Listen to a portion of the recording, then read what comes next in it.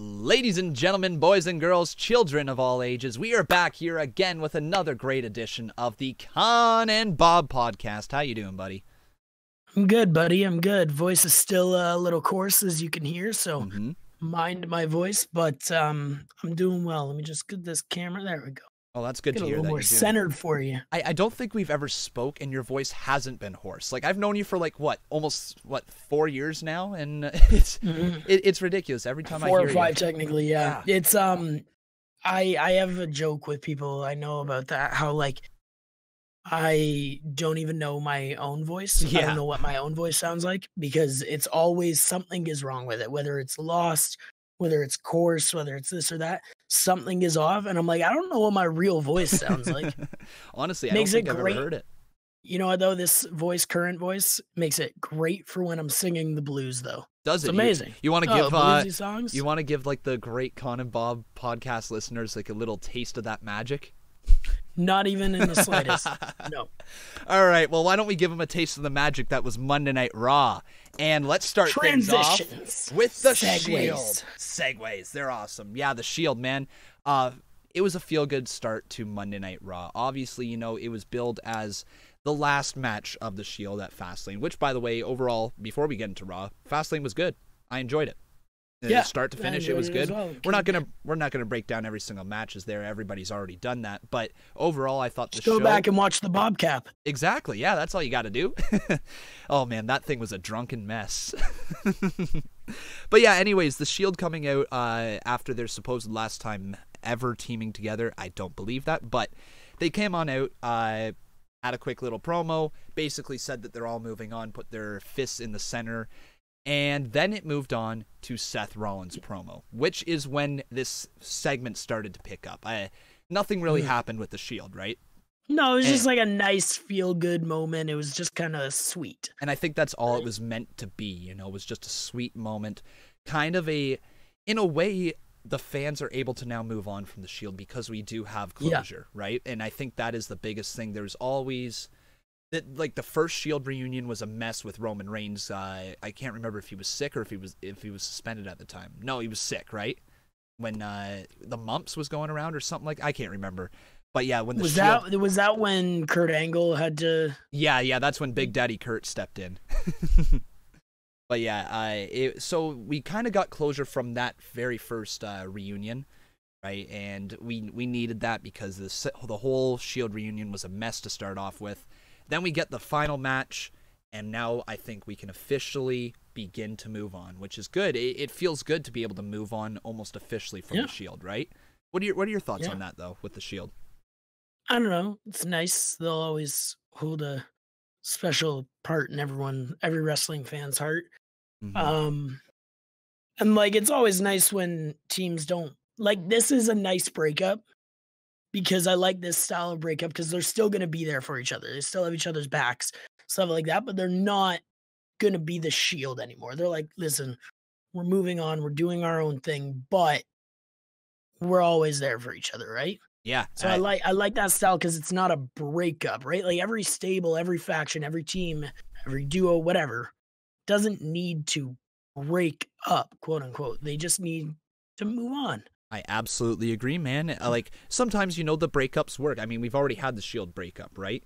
You don't want to tarnish the legacy of the Shield by having them break up again and again and again and again, because then it gets to the point when they reunite together.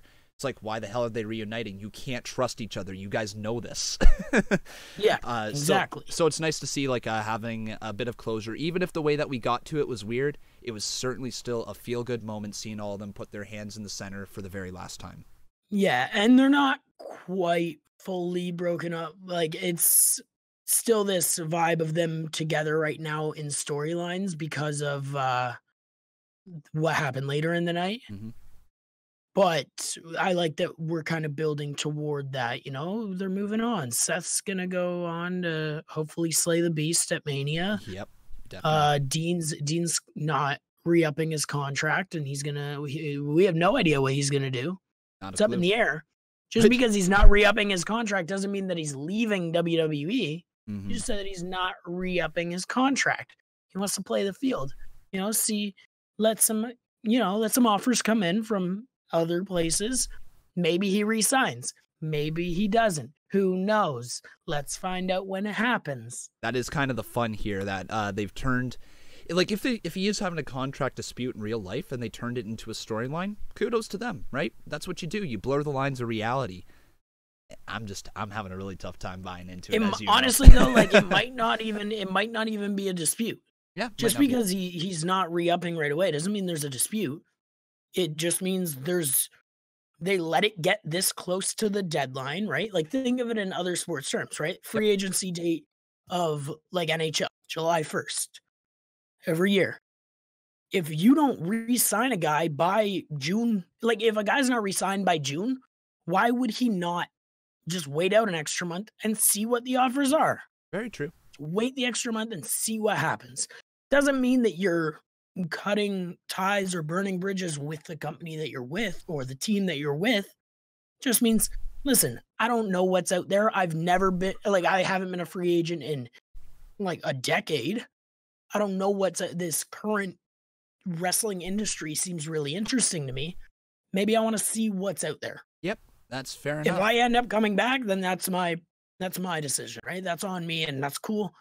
But in the meantime, we're close enough that I have the opportunity for the first time in a long time to see what else is out there. Definitely. So why not? Definitely. Yeah, that's a good way of looking at it for sure. You know, comparing it to other sports, it's not weird for this to happen in other sports. Just weird because wrestling is so kayfabe driven, right? And when you hear real life stuff, you're like, oh yeah, there's actually real people behind, like, you know, the characters. So is most professional sports. Very true. All right. Anyways, let's move on to the Seth Rollins promo though with Paul Heyman. I thought this was actually a very, very solid promo. It didn't advance the story really anywhere, but it put the focus right back onto the story, which it needed to. Right. The focus was taken off of Brock Lesnar and Seth Rollins going into the Shield match, and then now this puts it right back on him. I liked the little sneak attack from Shelton Benjamin, though. I loved it. That was actually a really cool moment to see happen, as a lot of people pointed out. Like, him and Brock Lesnar, Shelton Benjamin and Brock Lesnar, go way back. Like, they trained together. I believe they were at, like, the same... If I misquote this, I apologize, but I believe they were at, They were talking about it, like, commentary team was talking about it. Okay. You want to I know take you it from don't there? you don't hear the commentary team, but like, commentary team was talking about that, how he trained Lesnar a lot. Like, he was a trainer with him, and he helped him train back in the day at the University of Minnesota or wherever it was, where they went. Both of them went. They trained there together. They wrestled there together, and then coming into WWE, apparently Shelton trained Brock. Well, yeah, a lot they were both him. down in OVW at the same time, right? Because Shelton Benjamin was a part of that mega class of, like, John Cena, Brock Lesnar, Shelton Benjamin. Was Randy Orton in there and Batista as well, or is Randy Orton the next class after? I can't remember. But Batista was a part of that class as well. It was like this mega class to come through OVW, right? And yeah, so they date back quite a bit, and it was really cool to see that come through on the screen, right? Little attention to detail is what these new writers seem to be doing, and I'm loving it. Like, seriously, we talk about, like, planting seeds and, like, paying attention to past storylines. That's what good writing is. Like, they should be the ones presenting these stories, not having fans tell them facts about the stories that would make the match more interesting, right? The way they presented that was perfect. I really like what they did with the match. And I mean, the match itself was solid as hell. Oh yeah, Shelton is a really good wrestler. I also really like that he's got something. Like, and you and I were just talking about this recently, like, there should be more Heyman guys. Oh, while you're on that, did you hear the rumors of Ronda Rousey being paired with Paul Heyman? Yeah, that would be amazing. They're going around right now. Apparently, like, after her, like, she's got this run right now, and she's supposedly going to be taking time off after WrestleMania. Imagine her coming back as this badass heel again with Paul Heyman. Oh, yeah.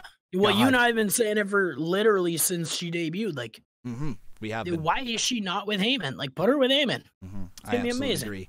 So yeah, anyways, though, that match was actually really, really solid. There was only one question that came to mind. Why was Shelton Benjamin a SmackDown Live superstar on Monday Night Raw? but we don't really have to read too much into that. It was fresh to see superstars switching around. Oh, did they address that? Because Heyman sat in on commentary. Okay. And he basically, they implied that he hired Shelton Benjamin. Oh, okay. He said, and he literally said, like, I paid Shelton to attack him. I did not pay him to have Shelton Benjamin to have an impromptu match with Seth Rollins. And then they're like, oh, so you did pay him to do this. And he's like, yeah, regardless. Like, okay. Man, the stuff he that said, I missed, like, he said because they go way back, he had reached out to Shelton, like, can you, like, basically come over, attack Seth. And I mean, let's be honest, it's not like Shelton was going to do anything on SmackDown. Oh, yeah, no, I'm definitely not mad about seeing. And I mean, honestly, let's face it, the brand split every single day, every single week is coming closer and closer to an end. Becky Lynch and Charlotte, two SmackDown Live superstars, are fighting for the Raw Women's Championship at WrestleMania. Yeah, but but that's what I mean, right? The brand split is slowly coming to an end. You're seeing more superstars swap around. But that everyone mentions that, and it kind of frustrates me. The whole like Becky and Charlotte are SmackDown superstars fighting for the Raw Women's title. I'm like, Becky won the Royal Rumble. She has the right to pick either brand. Happens all the time. We've seen it before. Yeah. That's her right. That's not a weird thing. The weird thing is Charlotte coming over, but it's not that weird when the head of WWE is like, you're the person I want in this match. Okay. Kevin Owens was the same way. Kevin Owens was a Raw superstar when he got injured. It's the same way. You're not going to turn down the opportunity just because the boss of the company is like, come over and rest. They don't have to pick from Raw if the big boss is saying this is what's going to happen. He gets to pull the strings. He gets to do what he wants. But it's very, very weird when you're seeing both Charlotte and Becky Lynch on both Monday Night Raw and both SmackDown Live, fighting for just the Raw Women's Championship. If they wanted to, like, they could have made this whole feud be on Monday Night Raw. I feel like a lot of the SmackDown segments have been unnecessary, to be honest, in this feud. They've been getting it over fine on Monday Night Raw. It's almost like they've been letting Monday Night Raw be the Ronda Rousey part of it, and then SmackDown, they're just like, okay, just go out there and get cheap heat or cheap pops or whatever, and just keep this feud going. Meanwhile, as a result, it's made the fanfare for Becky Lynch a little bit less. People are starting to turn on Becky Lynch. We're seeing it on social media. People are saying they're tired about seeing Becky Lynch. They're tired of hearing the whoa, like, because she's being overexposed now on every single show. If you're going to have a brand split, you cannot have people jumping back and forth from show to show like that, fighting for one championship. It just doesn't work, right? When other superstars are not allowed to do it. That's my only gripe with this situation.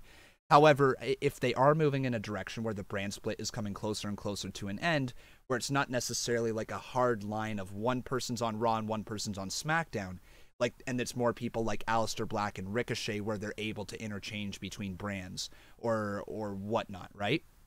I think we're probably heading in that direction, and it'll be good. I don't want them to, if they go in that direction, I don't want them to get rid of any titles, though. Neither do I. No, I want like the SmackDown titles and the Raw titles, but the ability to change between shows. If you've got nothing going on SmackDown, why not just allow them to come over to Raw? That's why I've always also been saying that the general managers should be interacting with each other more so on a weekly basis. Like, why not propose trades? Why don't we see like more trades happen in the WWE between brands? If you were going to have a legitimate Raw versus SmackDown, if you're the general manager, wouldn't you try to make your roster the best it could possibly be? And if there's superstars who are undervalued, not being pushed, wouldn't you want to swap them out for other superstars from the other brand? I've never understood why that hasn't really been a thing. Yeah.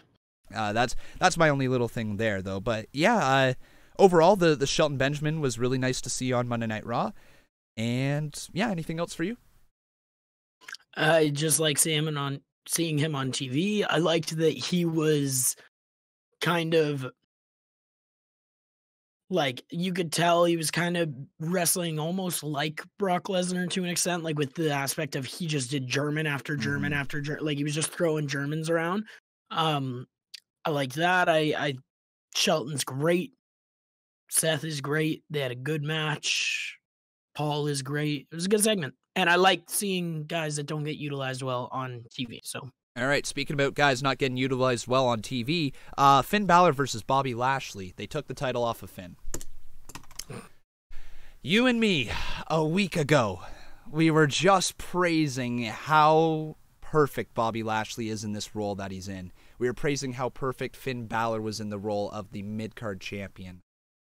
And I get it. The story was Finn Balor took the championship off of Lio Rush, and now Bobby Lashley gets his one-on-one match, and the bigger man overcomes the smaller man.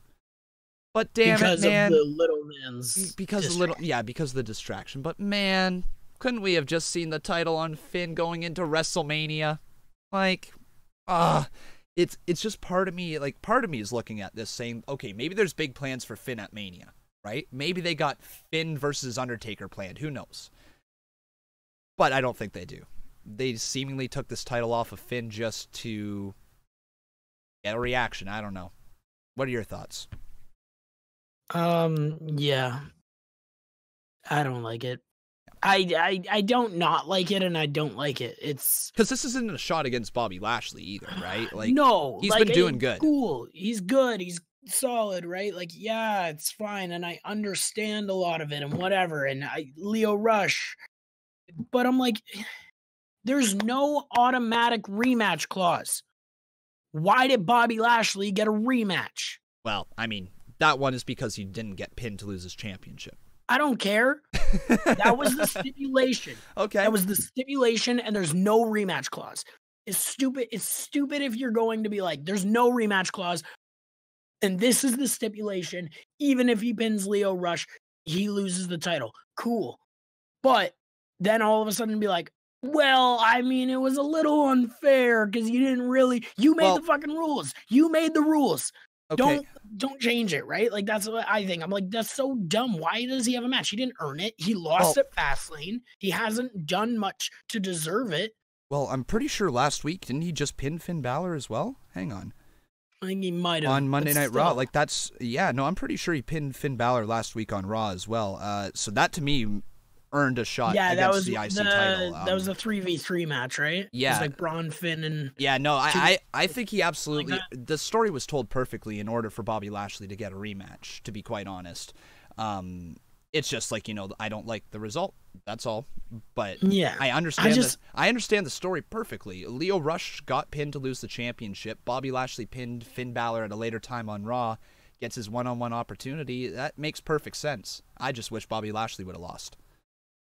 Yeah, it just is a weird thing for me. I don't like it because my issue with it is they didn't really tell that story. They were telling that story while they were busy with the Shield and Bobby Lashley, Drew McIntyre, Baron Corbin story. So I'm like, you're really not. Well, I mean, it was a 2-week title reign, right? Pulled us away from it and been like, oh no, focus on Bobby Lashley in this other match against the Shield, and then all of a sudden you're like, by the way, he gets a chance at the title. You're like, what? They could have just not had Bobby Lashley in that. Like, Elias was attacking people with them. Put Elias with Baron Corbin and Drew McIntyre then, and then have Bobby versus Finn. Yeah, but that's not the story that's been told long term. That's just not the story that's been told long term. You've had Bobby Lashley interacting with Baron Corbin and Drew McIntyre that entire time. No. He picked up a win over Finn Balor the week before on Raw, didn't lose his title, didn't get pinned to lose his title. I think that absolutely earns every right to get a rematch, man, to be quite honest. I just don't like how, the fact he picked up a win against Finn in a 3v3 match. Still, you pinned the champ. You pinned the champ, yes, but I'm pretty sure there was also shadiness in that. Yeah, you still pinned the champ. That deserves a shot at a title, especially when you are not the one who loses the title, right? There's definitely reason to not like the result of the match, but I don't think you can say too much on how they got there. Sure, Bobby Lashley losing at the pay-per-view sucks, and that threw him off, and I will give you that. But the story outside of that made perfect sense for him to get at least a shot at getting his title back. I just don't like how they told two storylines at the same time. I would have been fine with whatever if they did this exact same storyline. Like, he pins Finn in a 3-on-3 and he never lost it, whatever, and Leo interferes and all that, and he wins it. Do that at Mania. Like, build to that after Fastlane. Don't tell us two storylines at once with the same person and expect us to be like, oh, okay, cool. Again, I understand.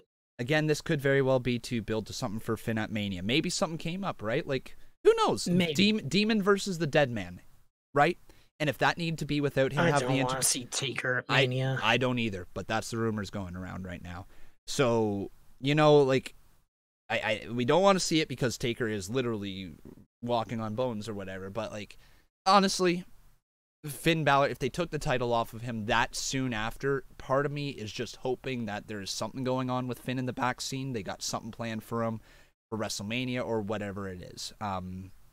But yeah, I don't like the result. I wish Finn was still the Intercontinental Champion. I really do. I will give it a positive. I like how he won it back. Okay. I like that it was like Leo lost it and Leo basically won it back. Yeah, that's the great story. That's like honestly, the story was told fine. Leo cost Lashley the championship, and Lashley won it back because of Leo. Mm-hmm. So I'm like, okay, that's fair. That's a good storyline that way. I was like, that's fine. I don't like there's no point in those short title reigns, especially to a guy like Finn Balor. No offense to other guys like the R-Truths, no offense. An R-Truth or like B-Team or whatever. Those types of guys winning titles for 2 weeks, 3 weeks, whatever. It's like, oh, that's nice. They got a title reign. That's awesome. I like it. Let's use it as a transition to someone new, to something different. Mm-hmm. There's no point in taking a guy that is a Finn Balor caliber of superstar and being like, let's take the title off. It's not even like they took the title off him to then give it to like someone new, like Elias or something else. They were like, let's take the title off him for 2-3 weeks and then just have him lose it right away to the same guy that he just beat. It is backwards booking. Definitely. It is. It feels like they literally just went back in time, just like 2 months ago, right? Sort of thing. It does with the title win. We don't get really any new advancement from the story. So, but hey, let's like if we're gonna push past it, let's push past it. Let's see what's next for Finn Balor. I honestly don't know, but I hope that something happens at WrestleMania. I hope he doesn't get left off the card. I hope he doesn't get left off the card because if he was challenging at the Royal Rumble for the Universal Championship and he's not even on the WrestleMania card or in like the stupid Battle Royal, that's going to be a piss off to me. And I will rant on the podcast. So look forward to that. My big thing is I don't want him off the card, but also I don't want him in this rivalry anymore. No, I don't either. It's done. Yep. You don't have an automatic rematch clause. Yes, he got screwed out of it because Leo... I don't care. He didn't even win. He didn't even pin the champion to begin with, right?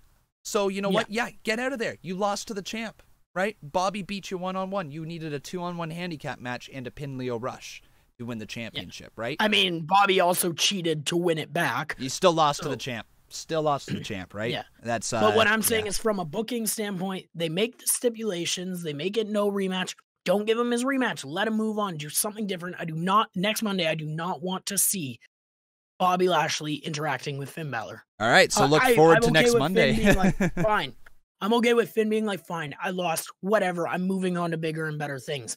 Set up his WrestleMania storyline, whatever it is. Bray Wyatt, I don't care. Like, actually, yeah. We never got the Finn Balor Bray Wyatt match from Survivor Series. Just don't make it the cross-dressing thing again, but you could still do the match. I don't even care if he teams with Bray Wyatt. I don't care at this point. Like, do something different. Just get him on the card. And give Finn his chance. Let's talk about Ronda Rousey now. So, Ronda Rousey has fully flipped on over to the dark side. She is straight up a badass. She's a full-blown heel. She doesn't give two craps about anybody, especially Dana Brooke.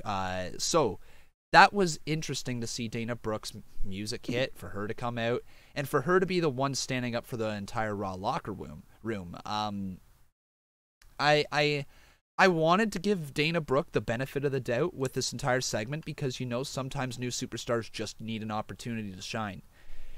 She tried. I don't think her delivery was all that great. Her Her spacing of the promo was just a little weird. She got very emotional for parts that she probably shouldn't have been getting emotional for. And she couldn't seem to spit the promo out, like she was forgetting her lines every 3 seconds. Yeah. So I think it was a failed opportunity for Dana Brooke to really impress.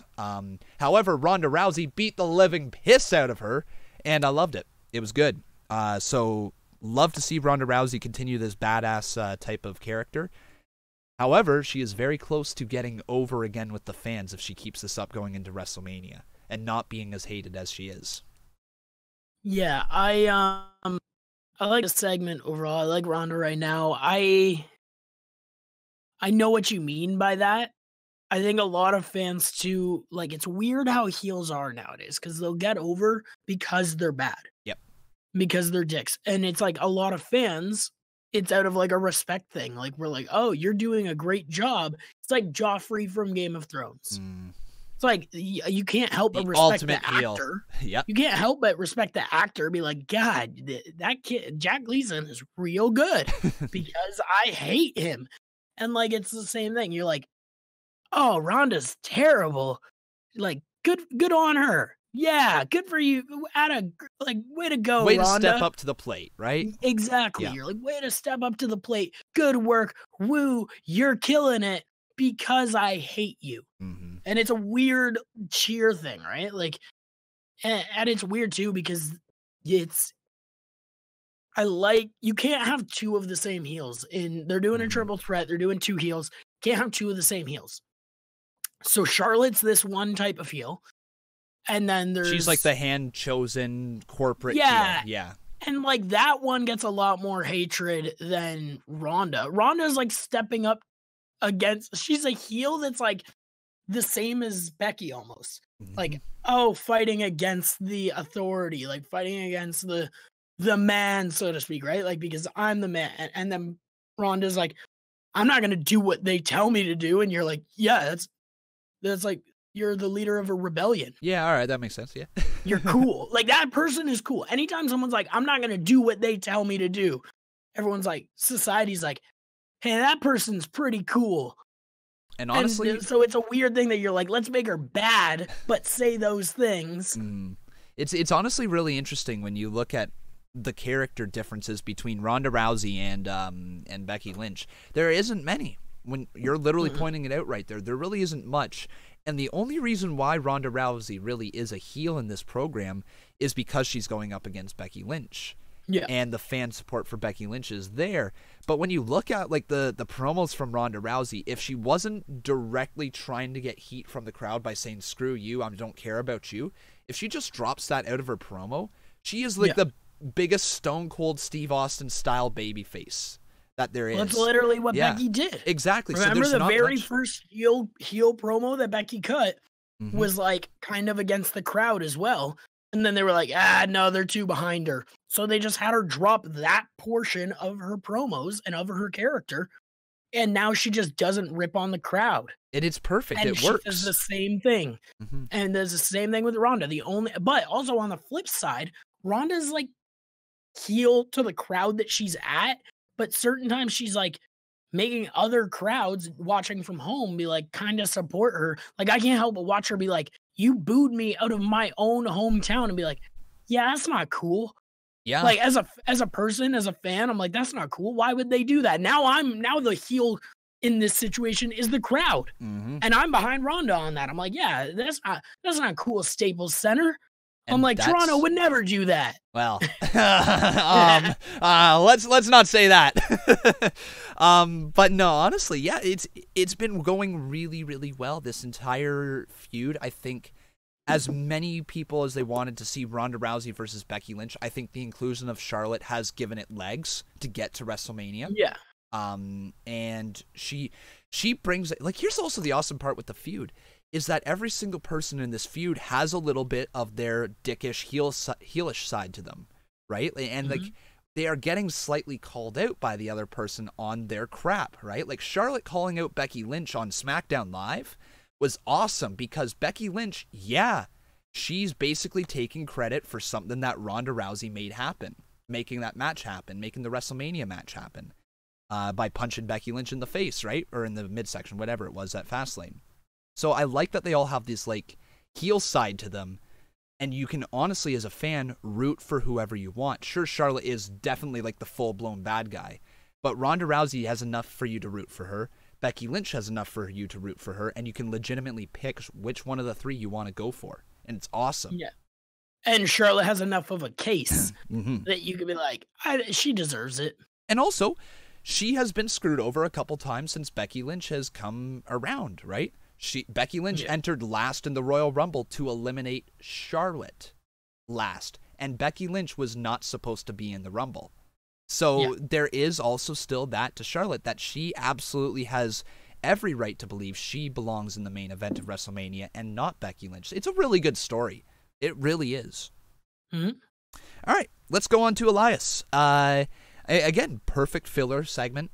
Elias playing guitar, getting interrupted by somebody, and then either hitting him with a guitar or the drop kick like he did to No Way Jose. It's perfect filler. It's great. I really liked how aggressive he was in this segment. Mm-hmm. But by the way, I loved it. What the hell's going on with No Way Jose's hair? I told you. I know you told me, but holy crap, like that, it was a lot more vivid than I thought it was going to be when you were telling me. Holy crap, man. Like that's greener than Naomi's hair. Yeah, just something different. It's something. Something different. It's accurate. It's something different. It's something different. It up. No. I mean, his character was stale. You do something to change it up. Yeah, it didn't really. And maybe that's just him. Maybe he just wanted to change it. I don't know, man. I think it made his character worse. He looks more like a jobber now than ever. He does kind of look like a creative character. He really does. He's Anyways, Natalya versus Nia Jax, the match that barely happened. The story is, however, that Beth Phoenix is back. And the Divas of Doom are aligned together again. So, we got to start now thinking, where is this heading? I would not be surprised if they're involved in the tag team title match at WrestleMania, somehow. I would not be surprised if they had like this Legends team of the Divas of Doom versus Nia Jax and Tamina versus Boss and Hug versus Iconics in a fatal 4-way tag match or something like that. It seems like that might be the direction that they're going with the Iconics calling out Boss and Hug on SmackDown Live. Who are also doing a great job doing that, by the way. Fantastic. And Peyton Royce looks like $1 million right now as well. Like she looks like a star. Not gonna lie. Peyton Royce legitimately does. But anyways, yeah, like that is that's possibly the direction they're heading in. And I think it'd be an okay match for sure. Like, you know, it's fun. Beth Phoenix is a little bit of a question mark because she's been a while out of the ring, right? Natalya is always solid as hell. Nia Jax is bleh. Tamina's worse. And then, you know, that's where you kind of need the Iconics, I think, in there to help pad the talent level. Like, they're not great in the ring either, but they would certainly They're fun help and they're it. good. Yeah. And they create memorable moments from a story standpoint in the ring even. Yep. Because they're fun. They do things character-wise in the ring that, like, a lot of wrestlers, whether they don't or they don't, like, let it show through as much. Like, Iconics are characters first, wrestlers second almost, right? Like, when they're in the ring, they stay so true to those characters. But then they also back it up like, hey, we know how to wrestle too. Mm-hmm. And I like the fact they're very fun that way. I also like the fact that, you know, they are calling the tag champs out, right? Like, we'll talk more about it in SmackDown, but that's good to see from the Iconics because they believe in themselves, right? They believe in themselves as a tag team, and that's good to see. What also was good to see was Triple H and Batista back in the WWE. I mean, Triple H has been around for a little bit now, but Batista actually coming out on stage was really cool to see. Loved his getup. Loved the Guardians of the what were they called? Guardians of the Independent scene. That was awesome. What a comment from Triple H there. And Batista, also known as Spitista. Get it? Nice little pun there. They put on a good little segment. What were your thoughts on it, man? No, I liked it a lot. I love Batista. I love Triple H. It got me excited. There was the hearing Batista continuously just yell, "Give me what I want.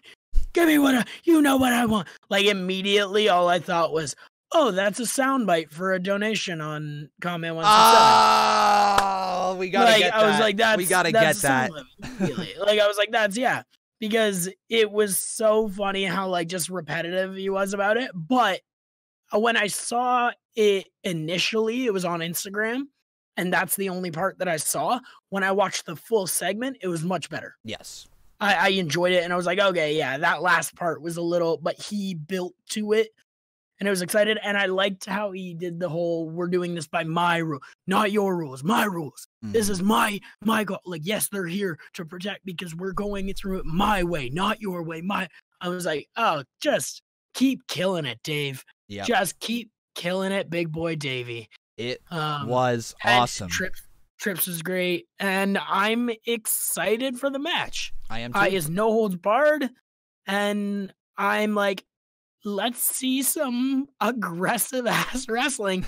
And I love how I love the line Batista said about, I'm gonna go out and finish my career my way, and I'm gonna finish your career my way. And I'm like, this is like a legendary match to potentially be their like retirement matches, at least for a long while from in-ring wrestling. I'm like, this is going to be a good match. This is going to be it's going to be way better than John Cena versus Undertaker. Way better.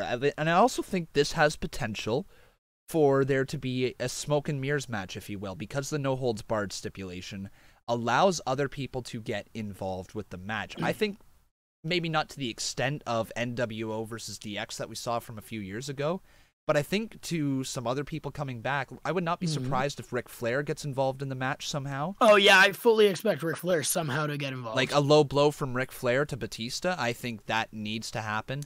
Or an attempt to low blow, and maybe Batista catches it and then beats the piss out of Rick. If Ric Flair takes a Batista bomb or a spine buster or a spear from Batista at 70 years old, that man is the greatest wrestler of all time. He's already considered the greatest wrestler of all time, potentially.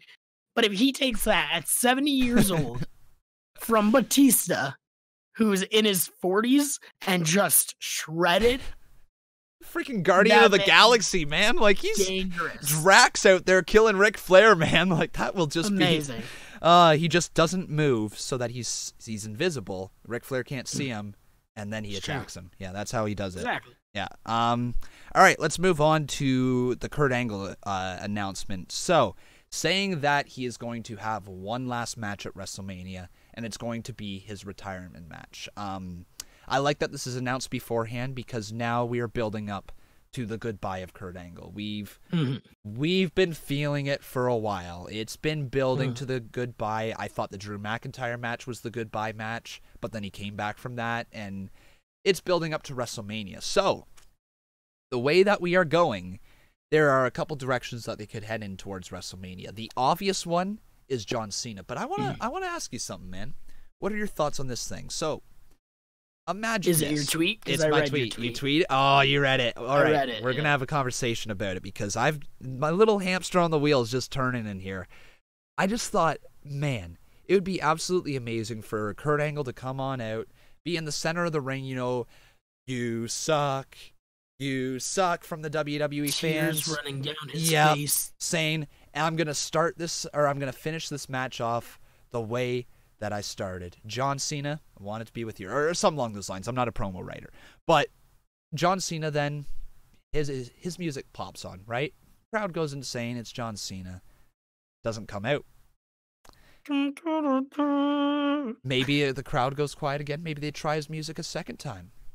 John Cena coming out? No. Confusion in the ring. Kurt Angle's like, what the heck's going on? Only for us to cut backstage, and there's some chaos, that camera being down on the ground and looks up, and then it sees John Cena falling on the ground, knocked out, standing over top of him, Jason Jordan. Remember me? Dad?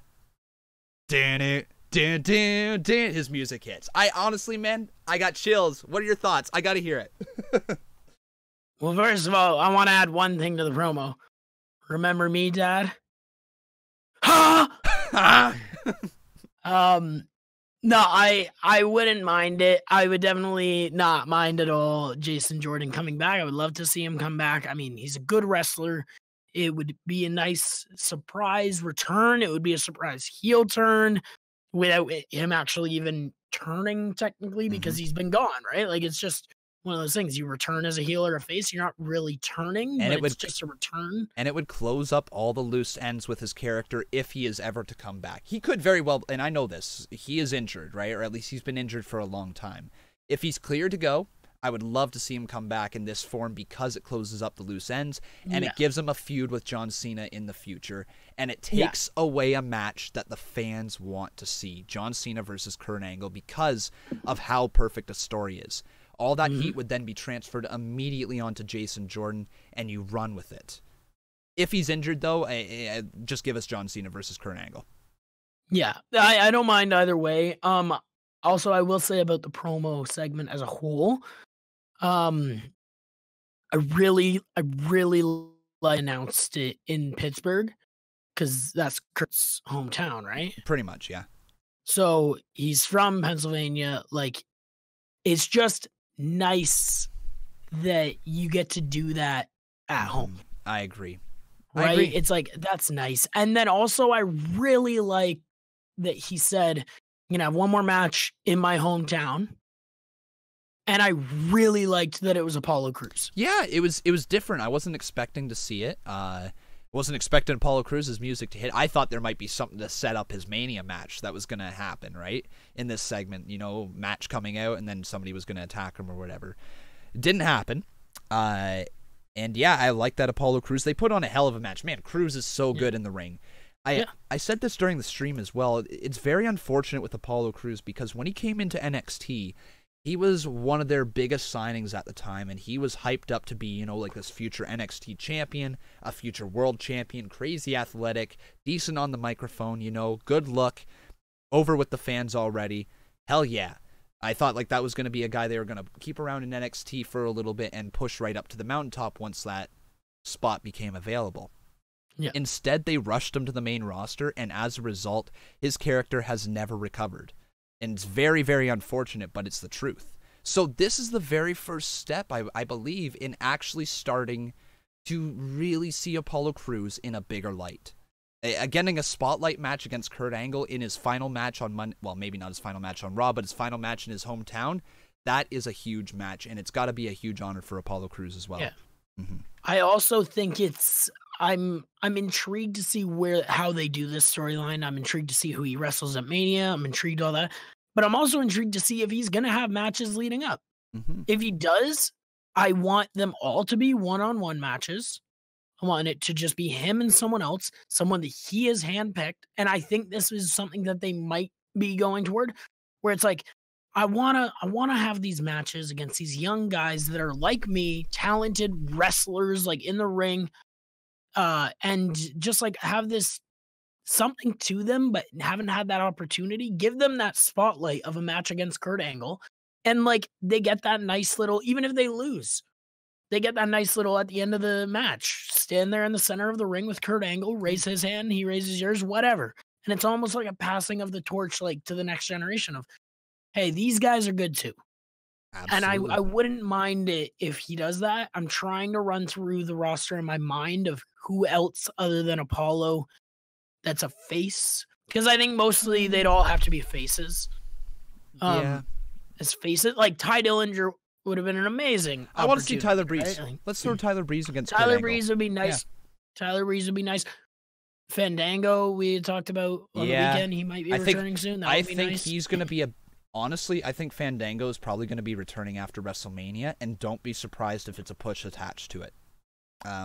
Something leads me to believe that they've got something bigger in store for Fandango when he comes back. But yeah, no, I agree, man. It's really nice to see Kurt Angle getting some one-on-one matches with some younger superstars.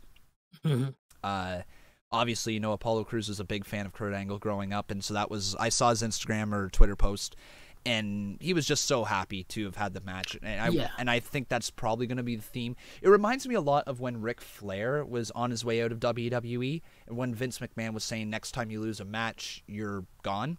So then Ric Flair on the build to WrestleMania was facing all these random opponents, people that he probably handpicked that he wanted to have a match against, you know, and would obviously go over, but still, it gave a good spotlight to some younger talent. If Kurt Angle's doing that here, kudos to him, man.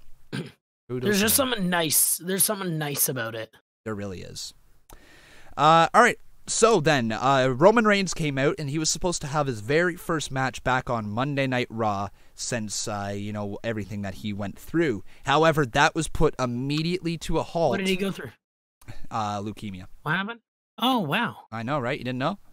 No, where was that? I don't know, but apparently not here. So yeah, anyways, Drew McIntyre put a quick end to that. Roman Reigns goes into the post via a Claymore. Concussion Protocol comes out.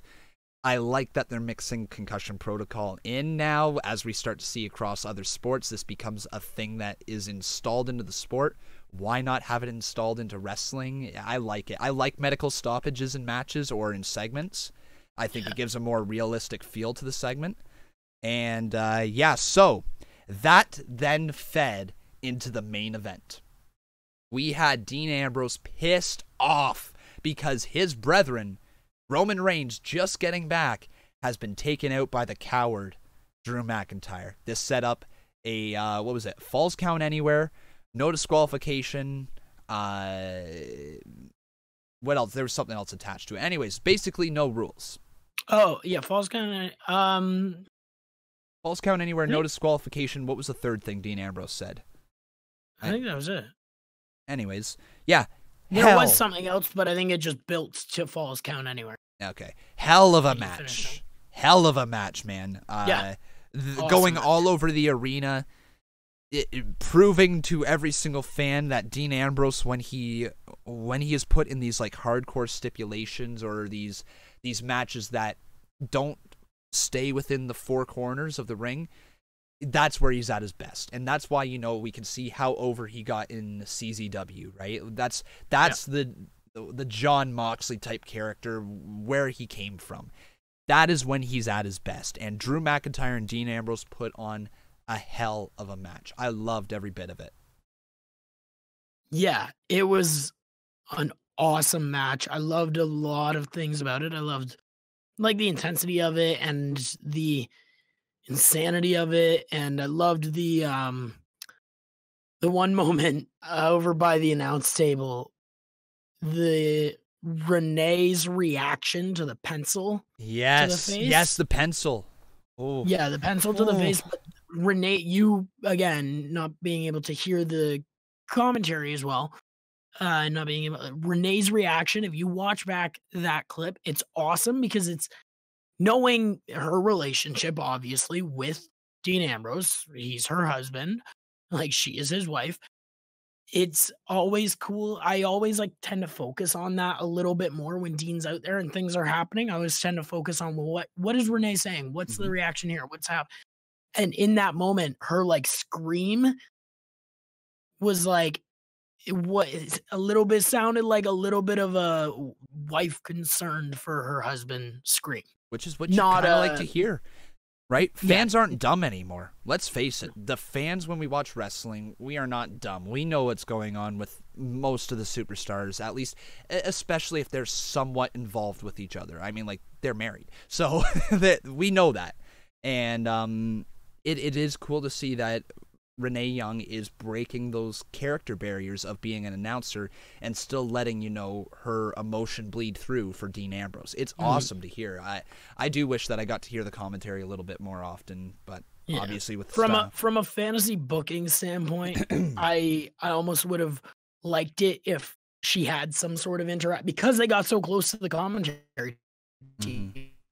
Sorry about that, folks. We just had about 10 minutes of technical difficulties there, so we're back in. We already don't remember where we were with our last point, so we're just going to jump right in to SmackDown Live. So, Shane O'Mac, man, absolutely awesome to see that he is a heel now. I love it. I love everything about this heel Shane O'Mac, and it's been forever since we've seen him.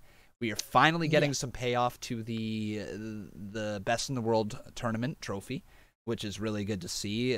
All the way back from, I believe it was either October, November, something like that. Really good to see a payoff, and I am super excited to see The Miz in this full-fledged babyface run. Very excited. Yeah, I will say, technically, the Best in the World tournament, we got a payoff through the connection of Miz and Shane becoming tag team champions, because that whole thing, like, we got a full storyline. What I like is that the best in the world is still part, like, that's how long this story's been being told. That it's still part of the story. Shane's now, instead of being like, oh, we're co-besties, I did it for the blue brand, I did it for you. Instead of that, now he's, no, I'm the best, and like, you're not. And I'm like, yo, this thing is just carrying on in this whole storyline. And I really, and yeah, you know, I love Miz. Miz is my favorite. So I'm just excited to see. My worry is I would have loved to, well, I still am really excited to see Miz face Miz versus heel Daniel Bryan. But I don't know that it's going to be for the title, unfortunately. Yeah. Because it looks like Daniel Bryan will be losing the title. He should be at this point to Kofi Kingston. Definitely should be.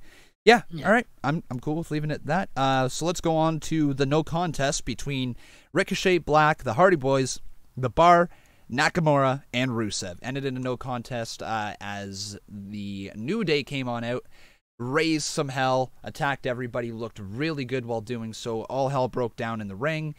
And then we got a great promo from the Usos backstage, who essentially are looking for their next challengers and essentially issuing an open challenge to everybody on the roster, saying, step your game up, right?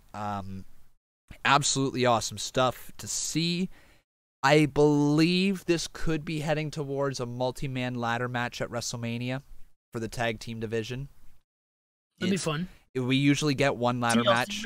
Hey, maybe. We usually get one ladder match each year, and I mean, anytime that the Hardys are around, you normally know a ladder's going to be involved some way at WrestleMania.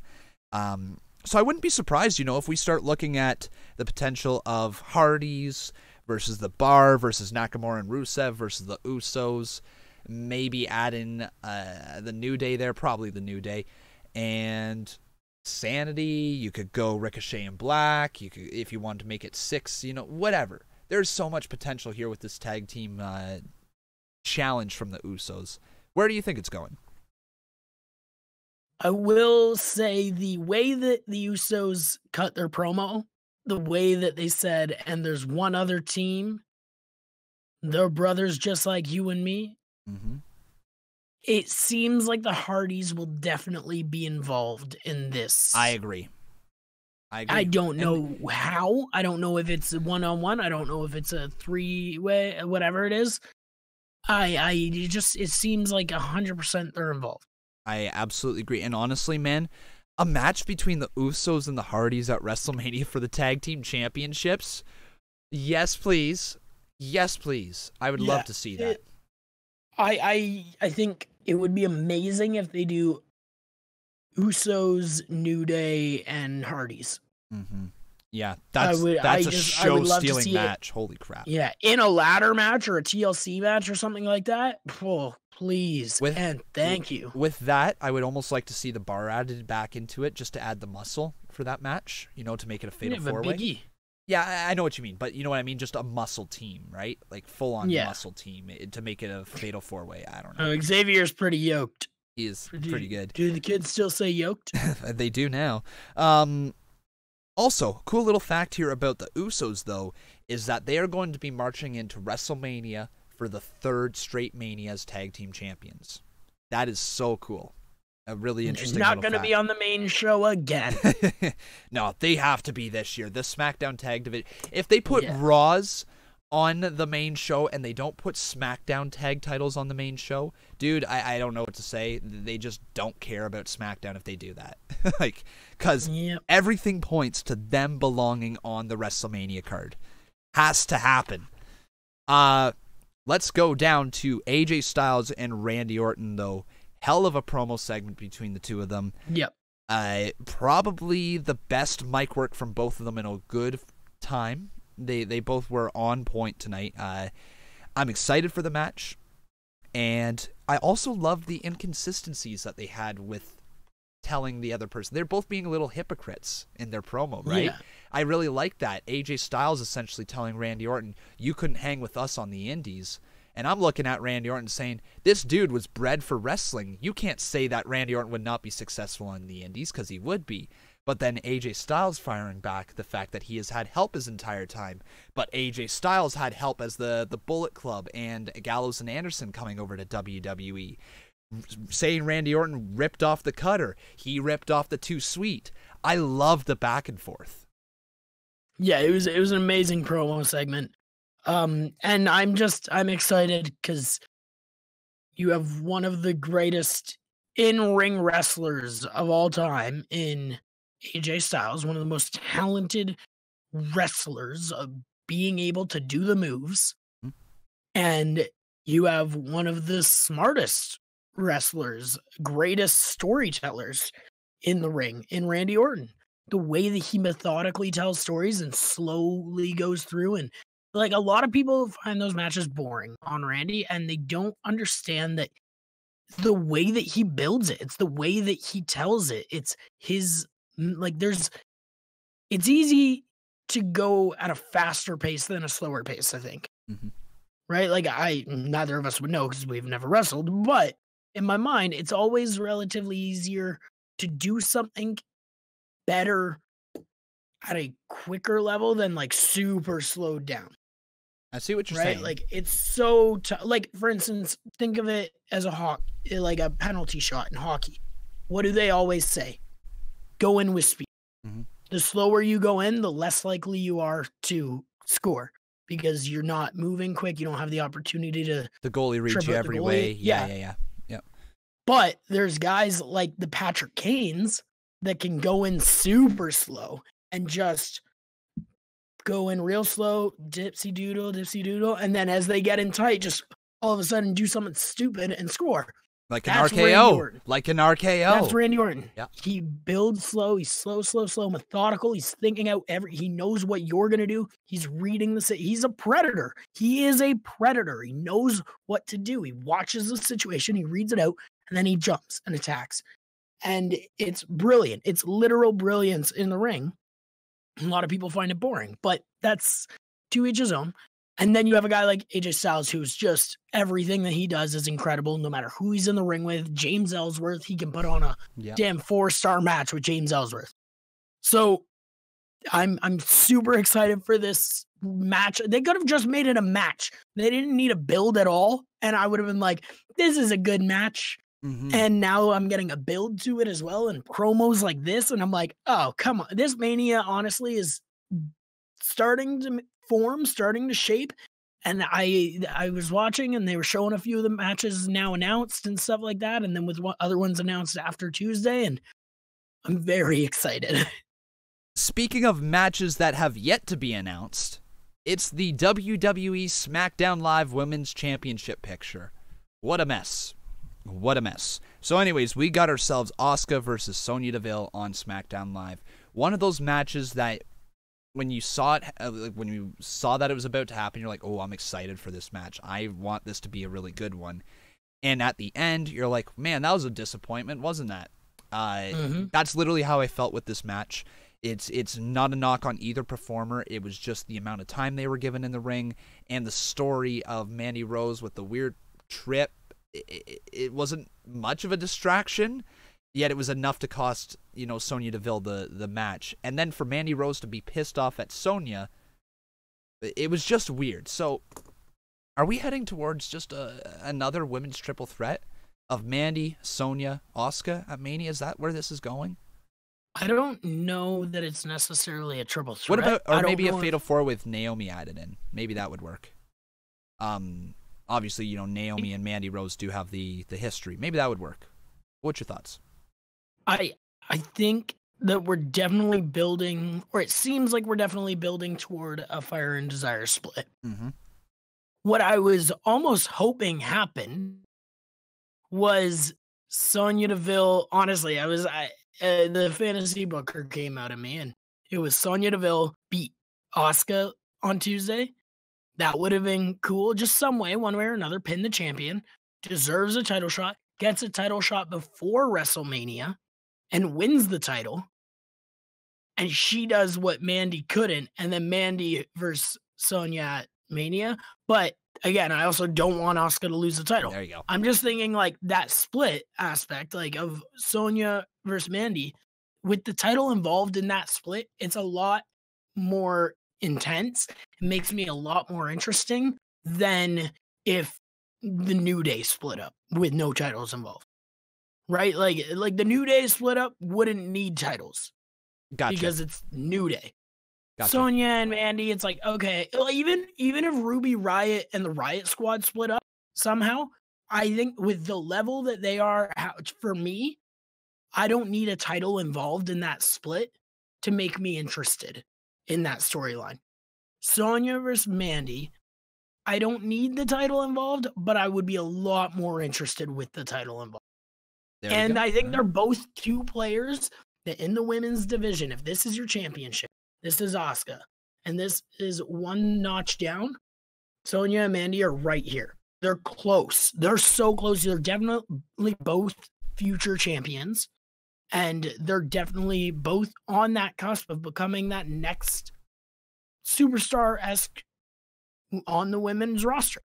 And I'm like, they could definitely be champions within the next 12 months, for sure, both of them. I wouldn't be shocked if they were, and I bet that they would have solid runs and enjoyable runs. And I wouldn't mind seeing what, but I also think Asuka needs a match. I don't know what it is. Is it Lacey Evans? A lot of people are pushing towards Lacey Evans. I know. But there's no story being told there. I'm like, you need a story with that. Yeah. I don't know. Honestly, at the end of the day, WrestleMania, you do want to try to cram as many people as possible onto the card in matches that you don't necessarily care about. With all the focus being on the Raw Women's Championship, and now Kofi Kingston, and now Brock Lesnar, and now Roman Reigns, like, they are falling further and further and further down the card to the point where we're not even sure if they're going to have a match at WrestleMania.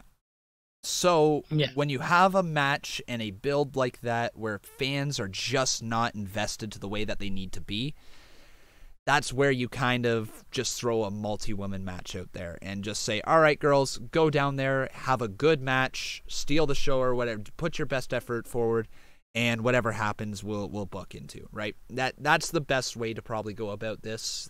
There's no one-on-one match available that feels big enough for WrestleMania. I mean, if they built it right, they could do Naomi versus Asuka one-on-one. That, I guess, would be big enough. They do have history as a former tag team there, or at least a former alliance. But I don't know. I just don't know where they're going with this. Think this. What if they don't have a match set up, but Asuka's such a competitor that she is, that she goes out at the start, like some point in Mania, and is like, open challenge. I'm not a big fan of open challenges at Mania. I really am not, just because I like the build, right? I'm a big fan of like the builds. Like, it's different for like a legend going out there and issuing an open challenge, but for the title, for the main women's title on SmackDown Live, I'd rather a build going into WrestleMania. Hear me out this way. What about Shayna Baszler loses on the Friday night her title at NXT TakeOver New York? Asuka holds an open challenge on for the SmackDown Women's title. Shayna Baszler comes out and beats Asuka for the title. Ronda wins in the main event. Shayna and Ronda, both champions. You put on that fantasy booking hat, didn't you there, bud? I did. All right, let's move on, because I'm burning through data here. All right, so then, Becky and Charlotte, we kind of touched on this segment earlier already. It was good. It was a fine segment. It was fine. Really nothing unnecessary on SmackDown, like you said, but it was good. Yep. All right, moving on. Samoa Joe and Andrade versus Rey Mysterio and R-Truth. As these four continue to interact throughout many matches, they seem to all have really good chemistry in there. The result was a little weird, considering Joe made Rey Mysterio pass out not that long ago. It feels like they could have kept Joe a little bit stronger, but honestly, it's 50-50 bookings. Yeah, it's 50-50 booking, and if they're leading towards some sort of match with Samoa Joe, Rey Mysterio involved, maybe if these three stay involved, I don't know how. It's fine. It's fine. Samoa Joe is intense as ever on the microphone. I'm okay with this. Just a little weird of the for the finish to go to the baby faces, I believe, with Samoa Joe just picking up the championship. I will say I really enjoyed following the pin And it was a roll up, which like roll up or like a not a clean win, Yep. right? Like it was like just a roll up type pin. So it keeps him strong that way, but it also is like, whatever. But I will say I loved after the match how he just got his anger took over. And like he Uranagi Andrade. It's like, dude, that was your teammate 13 seconds ago. Mm-hmm. And then you're like, no, boom, destroy you. Like, and I'm like, okay, this is Joe's character. He's just a madman. Mm-hmm. He's insane and he hates everyone.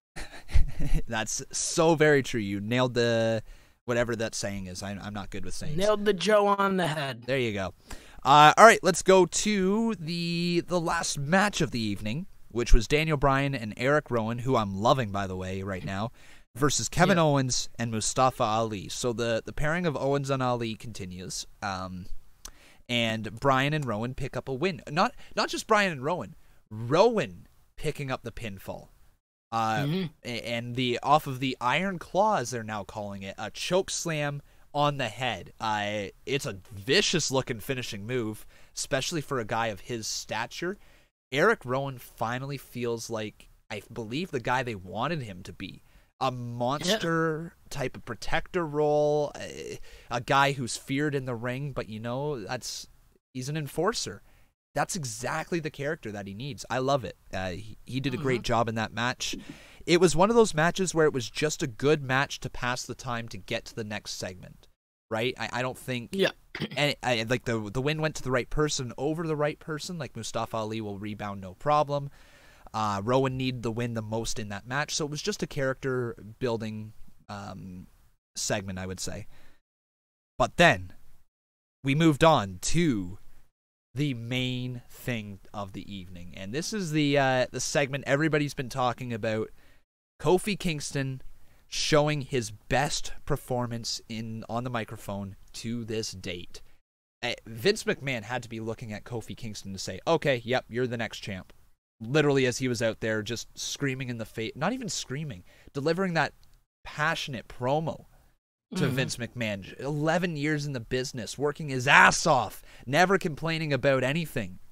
Getting to go trick-or-treating with his children. Yeah. Way to pull on the heartstrings. The Tooth Fairy. Son of a... The Tooth Fairy. The Tooth Fairy. He didn't get to see the joy of his son's face because he didn't get to see him get that change from the Tooth Fairy, that toonie from the Tooth Fairy. Oh, man. Not that they have toonies, but it tore it tore my heart apart. It made me love Kofi Kingston even more, and that segment just showed the level of performer he can be.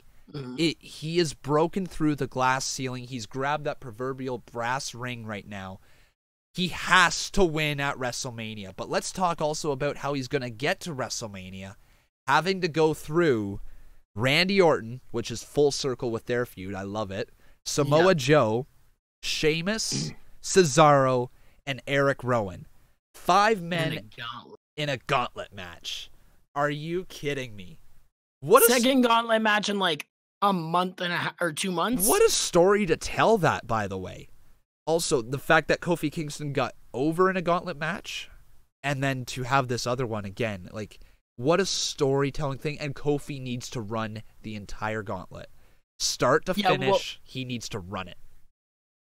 This is that thing where you and I have said, like, we'd like to know how they decide the order of the gauntlet match. And this one makes sense. Like, listen, Kofi, you can get your WrestleMania shot. You start. You're the number one person. And then it doesn't matter what the order is because there's no real point to it. Exactly.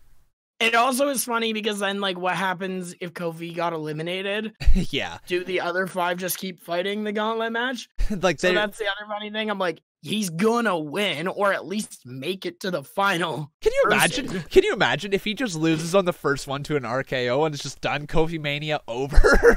He's turned around, he's like talking to New Day, he's like, yeah, no, I got 11 years. Big E and Xavier like hyping him up. 11 years. But also shout out to Big E and Xavier because they've been equally as good on the mic and during this whole run and making you get even more connected to Kofi and making it like the support that they're giving him and that characterization and the brotherhood of that. I'm like, man, this is what like friends, like if you don't have a friend that would be your Big E or your Xavier to you being Kofi Kingston, that's not a friendship of that. Like, they're not your best friends. So what you're saying is I need to get you the hell out of here.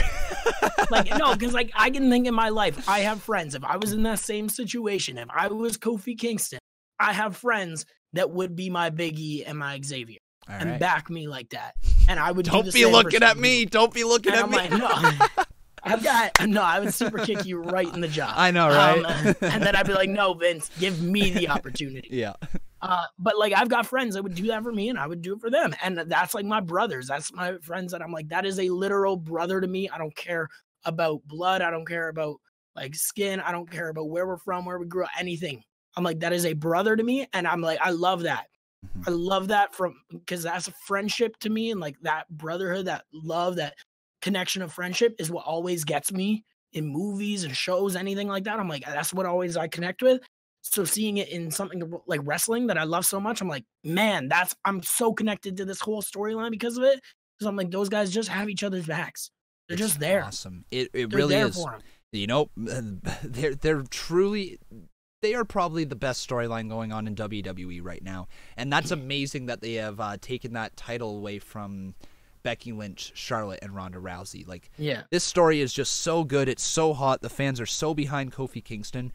And it's because it is long overdue. Everything they're saying in the promos is true. And fans believe it. We're bought in. One last thing before we finish off the show here today. I really also enjoyed Vince McMahon's little dig at Cody and the Young Bucks there in that promo segment. Basically saying, you know, Kofi Kingston, you just ride off the coattails of these Young Bucks. Hilarious. Great little dig from Vince McMahon. What was your match of the week, I should ask you? So mine's not anything that we discussed. I had the chance to watch 205 Live today, and it was awesome. They had 2 matches on the card. Both matches were amazing. Gulak versus Nice was great, but my match of the week was Oney Lorcan versus Cedric Alexander. It was an awesome match because there were some good matches. There was definitely like the Drew McIntyre G match, all that. But the Lorcan versus Alexander match was an awesome match, and there was a lot that happened, and just some athleticism things and story things. It was just really nice to see, really cool. And so if you haven't watched it, definitely watch it, get the opportunity. And that one's my match of the week. We didn't even talk about it, but it was really damn good. Beautiful, man. For me, mine's Dean versus Drew. I love the physicality with it. I'm a big fan of, like, you know, matches that take it further than the ring. I always have been. So yeah, that's my match of the week. Who is your performer of the week? So my MVP, I'm gonna do a 2. I wasn't really sure. I told you before I wasn't really sure, and I was gonna just think about it as we talked. I'm doing a 2-person. I think my MVPs are Vince McMahon and Kofi Kingston. All right. And Kofi's promo alone and my intrigue to him right now and his allure is just making me love it. So that's why. And that promo was amazing, and I was fully supportive of it. And then Vince McMahon, because I wouldn't have that connection to Kofi if it weren't for Vince. And he's just digging in. He's making it like he is amazing. Vince McMahon is an amazing individual because he has always known what is truly best for business. And he knows, hey, if I need to be the bad guy, I will be the bad guy, and it will get you the hell over. And that's what he's doing once again. He's done it time and time out. He did it with Stone Cold, and he's doing it with Kofi Kingston right now. You're a B-plus player. You don't deserve this title opportunity. You will never be a championship material person. You don't deserve it. Oh, you want it? Fight these 5 mega powerful, bigger than you, stronger than you, more intense former champions through and through. Fight them and show me that you deserve it. And even then, we don't know that him winning it will guarantee to screw him out again somehow. It very well could be like when the Bar beat him at Fastlane, right? They could just put an end to all of it right here and build the Kofi Mania even more if they wanted to. Yeah. Imagine Kofi Kingston gets all the way down the gauntlet, only for Randy Orton to hit the RKO on him at the very last person, just and end it. Just kind of like he did with AJ Styles, where he came out of nowhere and hit it. Do that to Kofi Kingston and end everybody's dream. Like, yo. That's the other thing that we can't forget. Kofi was the most memorable part of that last gauntlet, and he didn't win it. No, he didn't. He made it through the first 3. Yeah. He made it through like Daniel Bryan and then Joe and then someone else. Who was it? And then he fought AJ, right? Or did it only go? No, AJ. AJ was his AJ the guy who knocked eliminated him. He was the one who beat him. Yeah. Who was in between there? It doesn't matter, but doesn't matter. But he made it either 2 or 3 people deep. Lost to AJ, and then AJ lost to Randy. So Jeff Hardy. There we go. That's who. Jeff it was. Hardy. Yeah. So we can't forget that, like, Kofi didn't win that gauntlet match. So for him to be in a second gauntlet match, and then I don't want to see him win it, and people like the pessimistic wrestling fans, those people most of them, those people. Oh, we're gonna lose all of our viewers. Like, oh yeah, he's winning a gauntlet match against all these guys. He just killed it in a gauntlet match. I'm like, he didn't win the other gauntlet match. No, he did not. That's another. That's like if Seth Rollins won the gauntlet match and then 2 months later won another gauntlet match. Sure, you and I might even be like, all right, you're making this guy a little bit overpowered. He didn't win the first one. He's able to lose. He has that, but he's got this fire and heart and just. And there is something on the line now, which is all Kofi Kingston ever needed. So I am excited for next week for the gauntlet match. We will be back again next week with all of our thoughts on Raw and SmackDown. But where can we find you on Twitter there, Bob? Bob's Wrasslin. BOBSRASSLIN. Bob's Wrasslin. BOBSRASSL. There you go. And you can find me on Twitter at Conman167. Might as well do the cheap plug as well right there. Conman167. But until next week, I've been Con. And I've been Bob. And that was the Con and Bob Podcast.